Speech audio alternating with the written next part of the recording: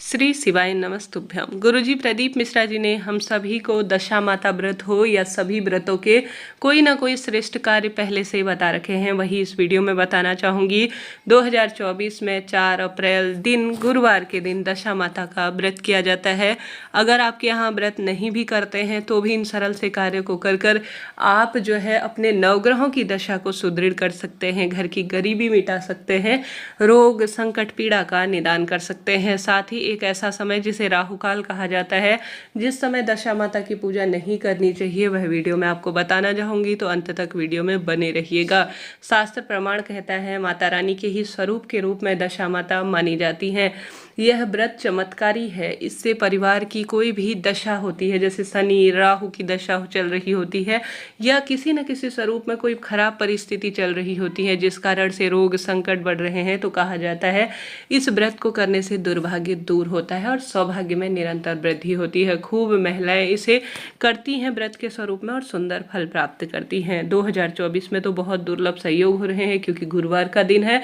श्रीहरि विष्णु का दिन सौभाग्य के लिए ही माना जाता है और अपने आप में कई तरह से विशेष संयोग हो रहे हैं, तो आप सभी को विशेष उपाय करना है। सबसे पहले जान लेते हैं राहु काल का समय, जिस समय आपको पूजा नहीं करनी है। पूरे दिन भर में आप जो है ब्रह्म मुहूर्त में उठकर, सबसे पहले गुरुवार का दिन है तो पीले रंग के कपड़ों का चयन करें। आप सभी जो है विशेष तौर पर 1 चुटकी हल्दी नहाने के पानी में डालें, क्योंकि इस व्रत में भी हल्दी का महत्व बहुत है, आप सभी जानते होंगे। आप सभी जो है पूरे दिन भर में जो है किसी भी शुभ मुहूर्त में पूजा कर सकते हैं, परंतु राहु काल का समय जो कि पंचांग में लिखित है, वर्णित है, इस समय आप पूजा न करें। वह समय हो रहा है 1:58 अर्थात 58 मिनट से 3:32 के आसपास। इस राहु काल समय में आप जो है जो डोरा धारण करते हैं, व्रत कथा सुनते हैं और पीपल वृक्ष के कई उपाय किए जाते हैं, वह करने से बचे। महिलाएं क्या करती हैं, सुबह तो घर के काम में लगी रहती हैं, कहीं ना कहीं किसी न किसी स्वरूप में बिजी होती हैं, बच्चों का स्कूल रहता है या कोई न कोई कार्य होता है, तो वह इस समय जो है पीपल वृक्ष की जड़ में उपाय नियम कथा सुनने चली जाती हैं, तो यह शुभ समय नहीं होता।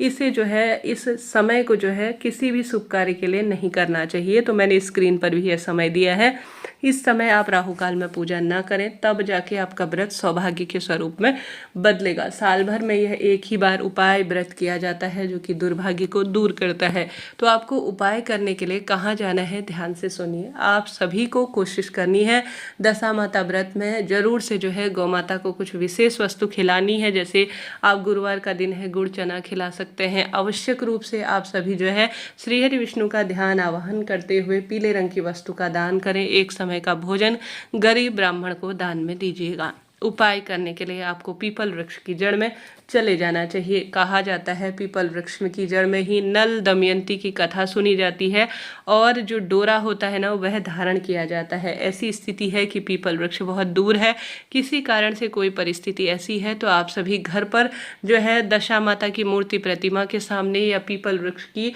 पहले से ही एक डंडी लाकर उसकी भी परिक्रमा और पूजन उपाय कर सकते हैं। करती भी है महिलाएं, शहरों में रहने लगी है। हालांकि यह पूजा जो है अधिकतर सामूहिक रूप से ग्रुप में ही पूजा की जाती है, तो उस तरह से भी आप कर सकते हैं।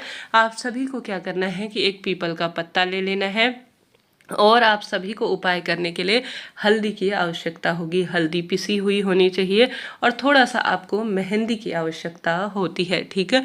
उपाय करने के लिए हल्दी और मेहंदी की आवश्यकता होगी और आप जो है जो लाल रंग का सिंदूर होता है जिसे कुमकुम कहा जाता है, वह भी एक कटोरी में ले लीजिएगा। और साथ ही आप सभी को इस उपाय को करने के लिए पूर्व या उत्तर दिशा की ओर जो है अपना मुख कर लेना होगा। सबसे पहले पीपल वृक्ष की जड़ में आप जल चढ़ाएं, उसके बाद आप जो है वस्त्र रूपी कलावा इत्यादि चढ़ाएं। उसके पश्चात जो है इस दिन दशा माता अर्थात चैत्र माह की 10वीं तिथि के दिन यह व्रत किया जाता है। तो आप सभी क्या करें कि प्रभु का स्मरण करें, श्रीहरि विष्णु का ध्यान करें और साथ ही दशा माता का स्मरण करें जो कि माँ गौरी की ही स्वरूप मानी जाती है। उनका ध्यान कर कर कहें कि हे दशा माता, आपका हल्दी कुमकुम और मेहंदी का मैं उपाय करने जा रही हूँ, मेरे इस उपाय को सिद्ध करें, ऐसी प्रार्थना कहते हुए आप सभी विशेष तौर पर जो गलती महिलाएं क्या करती हैं कि इस उपाय को ऊपर से नीचे की ओर करती हैं। यह गलती करने से बचे। आप सभी नीचे से ऊपर की ओर कोई भी कार्य करें, जैसे कि माता को सिंदूर समर्पित करना, सिंदूर चढ़ाना, हल्दी कुमकुम चढ़ाना, हमेशा नीचे से ऊपर की ओर कार्य गति प्रदान करता है। उदित होता हुआ कोई कार्य करना शुभ माना जाता है। तो आप सभी को सबसे पहले प्रभु का स्मरण करते हुए, ध्यान करते हुए एक पीपल का पत्ता जिसमें आपको हल्दी का स्वास्तिक बना लेना है, पिसी हुई हल्दी का। उसके ऊपर आपको पीले रंग का धागा, पीले रंग का कच्चा सूत बाजार में आसानी से मिल जाता है, वही कच्चा सूत आपको लेना है।